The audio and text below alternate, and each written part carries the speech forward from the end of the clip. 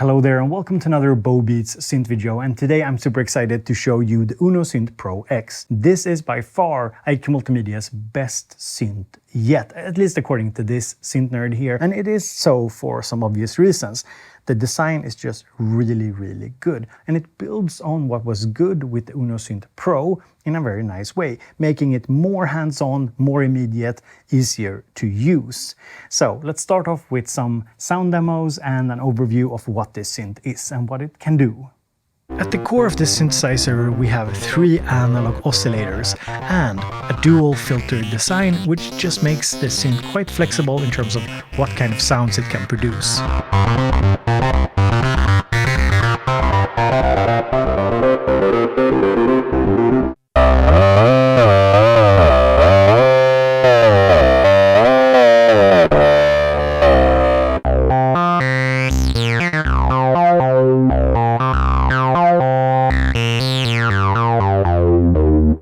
While this synthesizer does excel at gnarly bass sounds and big bombastic sounds, it can also be gentle.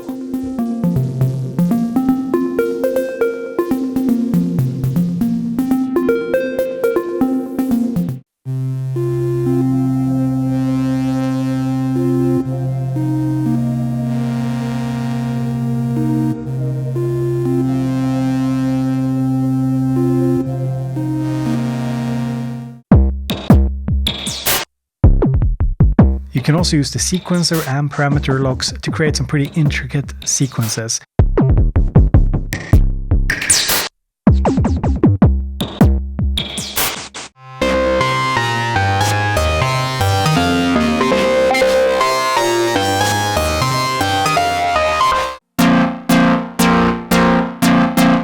The synth also has a 3-note paraphonic mode, which means that you can play chords up to 3 notes with limited articulation.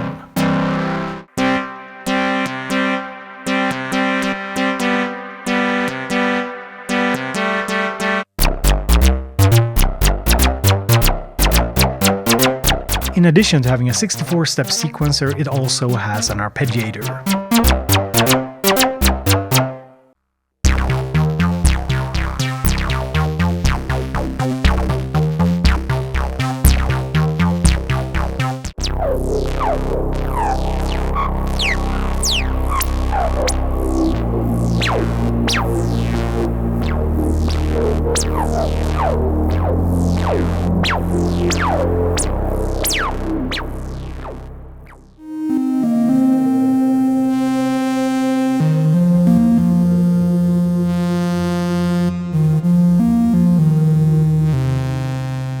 Working with Uno Synth Pro and making this video here was a little bit of a different experience for me than usual. I worked much closer with IQ Multimedia because they sponsored my Superboot trip and wanted me to unveil this synth here with a video during Superbooth. But as you might know, these days things tend to get delayed a lot, so here we are in August. So I've provided IQ Multimedia with feedback on it, I've bug tested it, I've also made presets for it, so I want you to view this video here more as a walkthrough than a review, but I will try and give it a fair shake and provide some critical thoughts at the end of the video.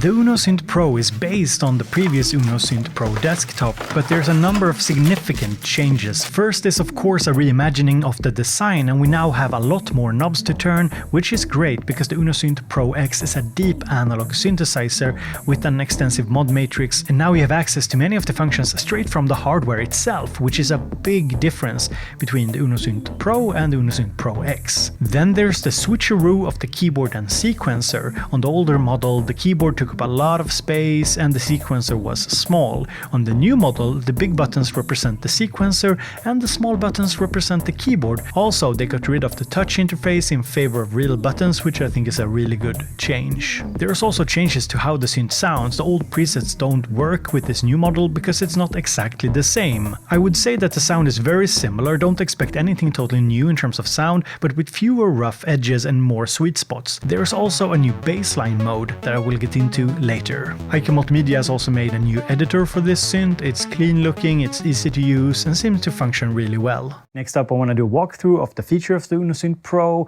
give you an idea of what it can do, kind of what it sounds like. So here we have.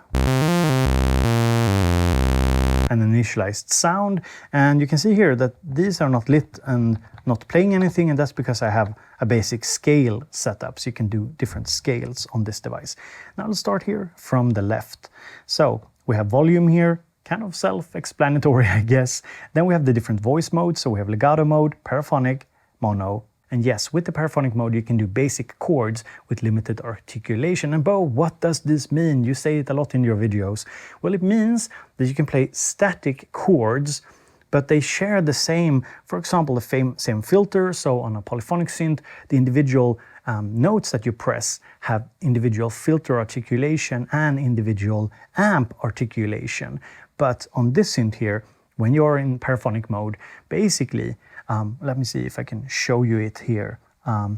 So this is really cool. You can just hold down OSC here, starts blinking. Now we can set the level of all OSCs. We changed the amp a bit here.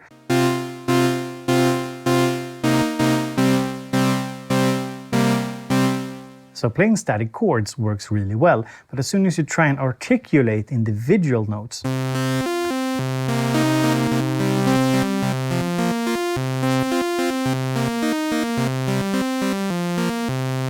you start hearing how it kind of cuts each other off. And that is because they share the same amp envelope, the same thing that is controlling the level of the sounds. So basically, you can play chords with articulation. You can hear that it ringed out. You can add attack.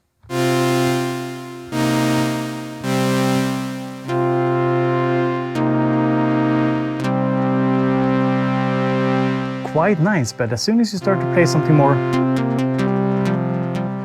complex, the new notes just kind of go on and off, fire on and off. They don't have the articulation of the amp envelope because there's only one. And that's not a negative. It's actually a very nice feature to be able to play chords on a monophonic synth. However, it's not polyphonic in the sense of a Minilogue XD, for example. I just wanted to clarify that. So we've already touched on a few things here. I'm going to go back to a initialized preset. We have drive. This is analog. It's very nice.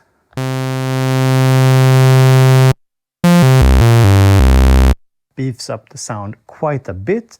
I did find that the output here, it's not this kind of the strongest output section, so the drive is nice just to beef up the volume a bit more and beef up the sound in general. We then have glide, which is kind of self-explanatory. There's different glide types. We then have the OSC setting here, so you can select between the three oscillators. And as I showed you earlier, if you long press, you select all three. Also a really nice feature. So now we can set the level of all three at the same time, which is nice, and also the waveform. And if you go up here, we have the waveform.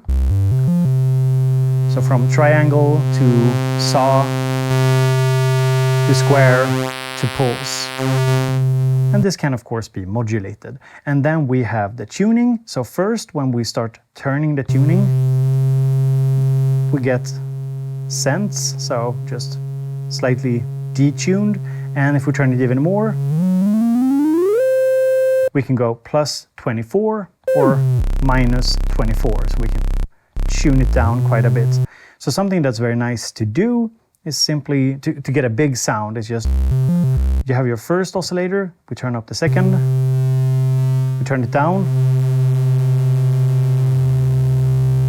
an octave, find a nice waveform,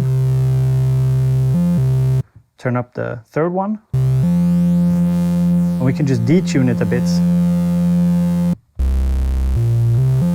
and then add some drive.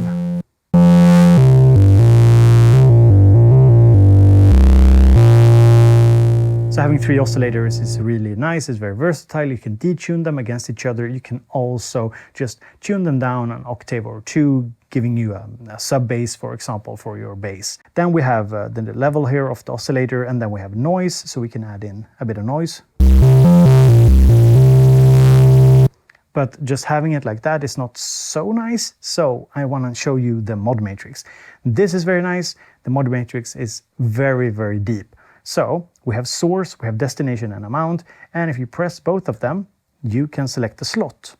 So here we have slots, and a few of them are pre-assigned and some are empty. So let's go for the first one here. And if you hold down source here, we can select envelope number 3 here. So basically you just hold down, and now we set noise level as the destination, and then we can set the amount.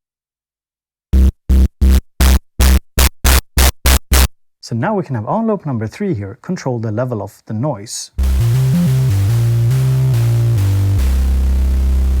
And we can add more attack.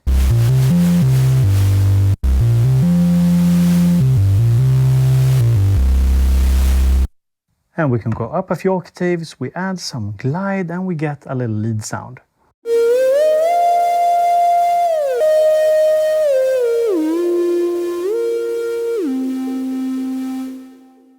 It's a very basic, simple interaction that is made possible thanks to the mod matrix and the 3 envelopes. I can just briefly mention this. There's 3 envelopes. We have one for the filter, one for the amp, and then there's an assignable one. You can of course assign any of the others also to affect something on the synth, which is nice. There's also 2 LFOs. You can sync them, set retrigger, wave, rate, all the normal stuff that you find on a synth normally. And then there's 3 effects. We've already touched on this. There's a reverb, there's different types, there's delay, different types. We have 4 controls for each of them, and there's also a mod effect, so something like a chorus or flanger type effect. We also have ring modulation, you can sync the oscillators together, and there's also FM. Let me give you a little demonstration here.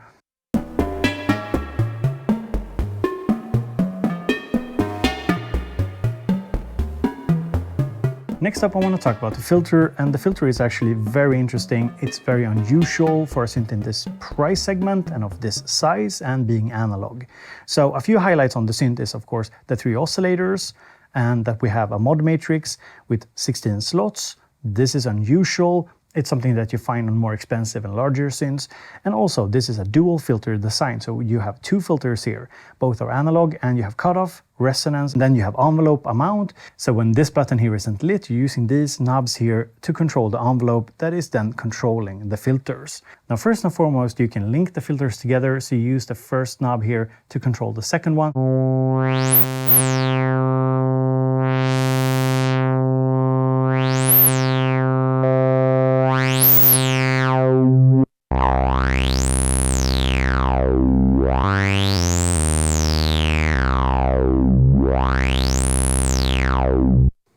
And then we also have the ability to turn the first filter here into a high-pass filter.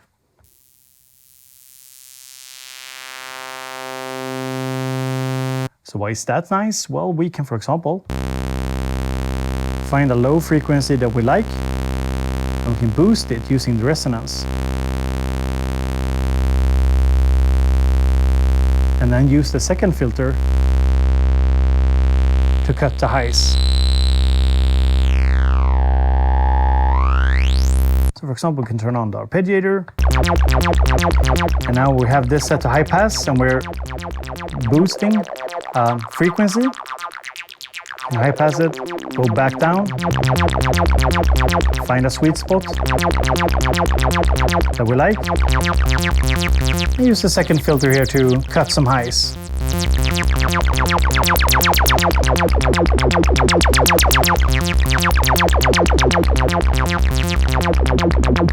So there's just one thing you can do with a dual filter design. You can also set it to be parallel instead of in series. So now when it's in series, of course, first we're cutting the lows or the highs with the first filter, and then we're cutting the higher frequencies with the second filter.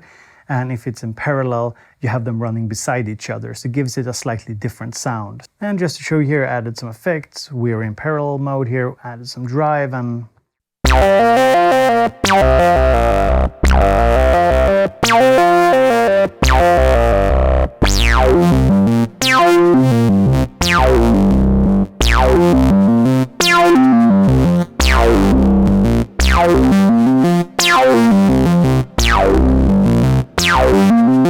Now, before we move on from the filter section, I just want to show you how you can integrate it with the mod matrix. This is something that makes this synth different from a lot of the competition, where things are normalized, where things have set functions. So you can't change how things behave on the synth because there is no real mod matrix where you can set up different fun interactions. So that's something that is different with this synthesizer. Now, what you can do is you can control the two filters here using this envelope.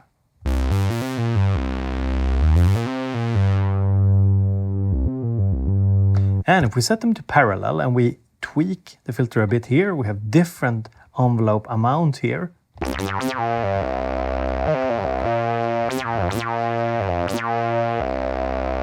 We get a really interesting response.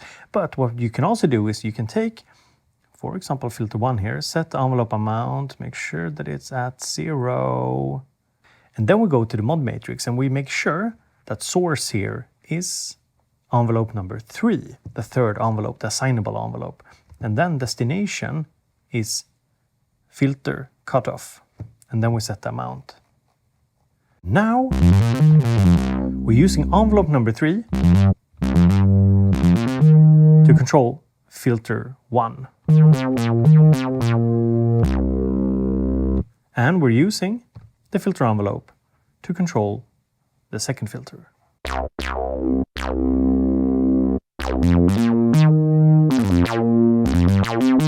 So now we've created a sound where the two filters are being controlled with individual envelopes, and it just adds complexity to the sound.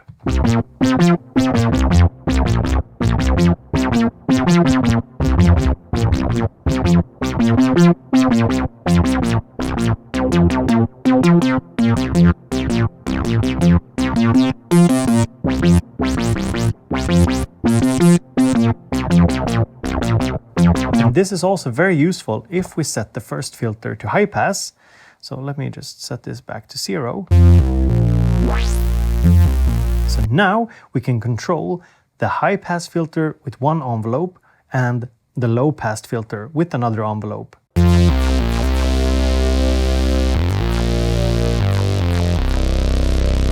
So you can hear how one envelope is controlling the high pass here. And one envelope is controlling the low pass. And I also want to mention that you can set the envelopes to loop.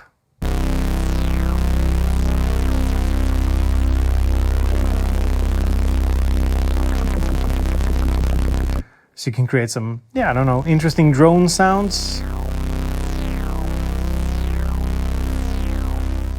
And if we set up some LFO to control the resonance, let me see here, LFO2 and resonance and some amount and okay, now we're getting somewhere. We get something, I don't know, a little wild.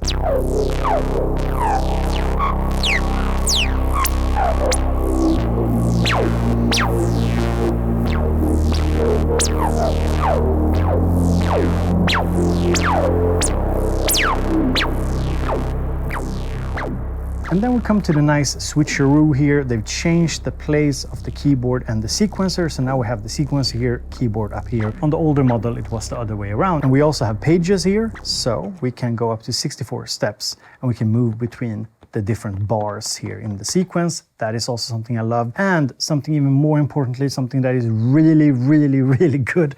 I want to see this in every synth with a sequencer. It has a metronome, which I think is awesome. I really like that. You can also set the level of the metronome, which is really good. So overall, it's a very straightforward sequencer. You can also record the arpeggiator into the sequencer, which is also very nice. Now to create a sequence, we press Shift, clear the entire sequence. We can now press record, put down a step, and if we don't like it, clear, remove it. You can go down in octave here. We can put down a step here. Let's see, like this.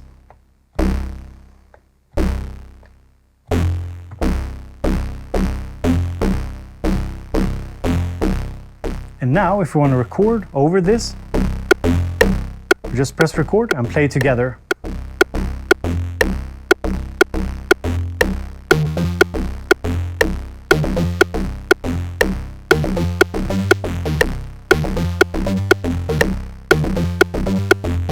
And we can also parameter record into the sequencer.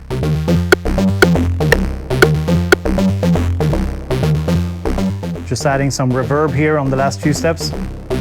And you can also do parameter locks per step as well. So we can just hold down a step here and we can record any parameter change that we want. So for example, we could change the cutoff here.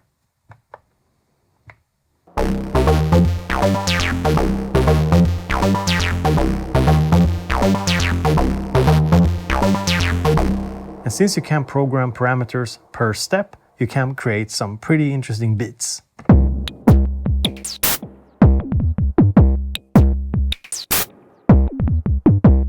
So this is just a beat where I have different drum sounds on each step and some effects automation. Now, I will say it's a little finicky to program. It's not as straightforward as, say, on an Electron device. Don't expect that sort of snappiness, but it's doable. It's something that you can do and it can be quite fun.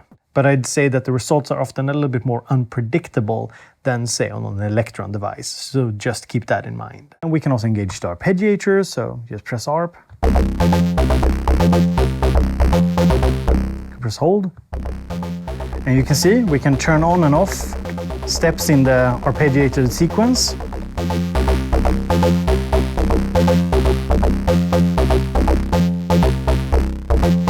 And you can also record the arpeggiator into the sequencer.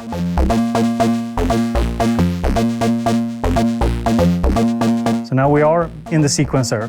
We just engage the arpeggiator and press record and play to record into the sequencer. And you can record up to 64 steps. So all in all, a very straightforward and easy to use sequencer. And then if you take a look here, there's a bassline button. If you press it, it changes up how the synth behaves. It changes up some of the filter settings, kind of the filter behavior. It also changes the amp envelope here, gives you attack decay. You also have accent decay and accent here, and it can sound a bit like this.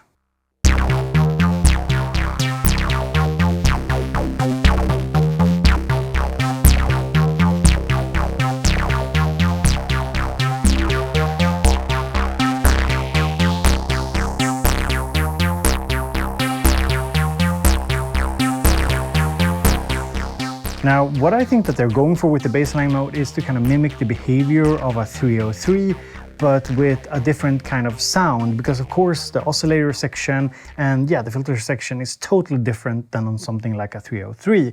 So it's kind of a nice mix, kind of a new sound with a more traditional 303 behavior. Now, who is the IK Multimedia Uno Synth Pro X for? Well, it's obviously for somebody who likes long names. Or I guess Apple like naming schemes, which is somebody like myself, I guess. Joking aside, let's talk about who it's for, some positives and some negatives. The positive stuff should be pretty obvious by now. It sounds good, it's super hands-on, it's very immediate, it's easy to use, and that is important because it is a very complex synthesizer. I must say that I am very happy as somebody who have given IK Multimedia a lot of feedback on their design and the look of the unit and the feel of the unit. And I must say that they've really listened to the feedback. They've improved a lot over the Uno Synth Pro, giving it a different paint job, giving it a different design and layout, and making it just a much better synthesizer overall. Now, all of this being said, there are of course a few negatives. So the first one is complexity. Do you really need a complex bass synthesizer? Like, that's a legit question to ask yourself. Now, it's not negative per se. Complexity isn't negative. However, if you are just looking for a synth that gives you some nice bass sounds, something like the Korg Monologue might be better. It's far less complex. It doesn't have any of the advanced features of the Uno Synth Pro X. It doesn't have a mod matrix, for example. It doesn't have the effects section, but it does the job of being a bass synth really well. So if you want something more complex, Uno Synth Pro X is really interesting. And if you just want a basic bass synthesizer, there are a ton out there that does the job even better if you don't want all the complexity. Now, secondly, while it was not something that affected my fun with the device, and I only noticed it because a friend brought it up, I want to mention that there's a bit of bleed from the oscillator going through the filter, even if you have the cutoff all the way down. Now, if you don't know what this means, if you don't understand what I'm saying, don't worry. then it's probably not something that you will ever notice or care about. But if you're really nitpicky, it might be something that bothers you. I have of course brought this issue up with IQ Multimedia, and they have said that they will fix it with a firmware update, so I hope that they will. I put it in the video though as a little disclaimer that if you're a super nitpicky person with that sort of stuff, it might be something that bothers you. And the last negative, if you can call it that, or maybe a thing to consider, is the price. So the original Uno Synth Pro desktop was very affordable. I think it was around like $300, $350. I think it started around 400, but then went down in price. So it was in a lower price segment. This one is around $500. So around $500 you have a lot of competition. There's a lot of cheaper stuff like the Korg Monologue, for example, the Create Audio synths, for example, if you want something more modular, and there's the Bass Station 2, and there's just a long list. I can't fire off every single alternative synth out there. And yeah, you just have to look around. At $500 there's a lot to choose from, but I do think you should strongly consider the IQ Multimedia Uno Synth Pro X, even though it's a long name, but you should consider it because it is unique in the sense that it's the only synth in this price segment that has a mod matrix, dual filter design. It has all of these cool advanced features that I think are worth checking out. But at $500 there's also a lot of competition. So with this being said, who is it for? Is it for a beginner? I don't think so. I think only a beginner who really wants to learn synthesis will have fun with this. It's more for a slightly intermediate user, somebody with a bit more experience that can truly take advantage of all the features and all the fun that is to be had if you know how to use it. So sure, it can be a great learning experience for a beginner, but I definitely think it's for a bit more of an intermediate user, somebody who knows their way around a synth, knows how to program a synth, because you will take advantage of all the features. So that's who it's for. I hope you enjoyed today's video. I hope you have a great day and a great summer. Talk to you later.